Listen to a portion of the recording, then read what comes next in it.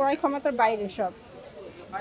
আর আমাদের জন্য, আমরা মধ্যবিত্ত পরিবার, আমাদের জন্য চলা অনেক কঠিন।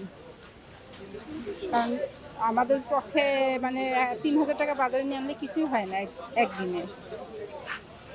একদিনের বাজার ৩,০০০ টাকা? কিছুই হয় না। যদি টুকিটাকি সব কিনতে যাই, কিছুই কিনতে পারি না। এটা কোনটা কিনবো, কোনটা রাখবো, এটা আমরা বুঝতে পারি না।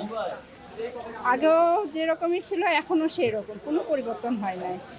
মাঝখানে প্রথমে যখন সরকার আসে তখন একটু তাও সবজির দাম কম ছিল, এখন তাও নেই, একটা কমে আরেকটা। বাড়ে।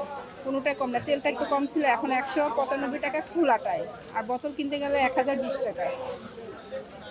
নিত্য প্রয়োজনীয় জিনিসগুলোর দাম একটু বেশি, অনেক বেশি হয়। সেক্ষেত্রে আসলে কিভাবে ম্যানেজ করে দিচ্ছে? খুব কষ্ট হচ্ছে ম্যানেজ করতে। ৬ জনের পরিবার চলতে খুব কষ্ট, চলা যায় না। একদিন ভালো খেলে আরেকদিন খারাপ খেতে হয়, এভাবেই চলতে হয়। একদিন ডিম দিয়ে চলতে হচ্ছে, ডিমের দামও তো আপনি দেখেন বাড়তি। একটা ডিম কিনতে গেলে ১২ টাকা ৫০ পয়সা কোনা লাগতেছে। ২টা ডিম ২৫ টাকার নিচে দিচ্ছে না। তাহলে এটা কষ্ট না?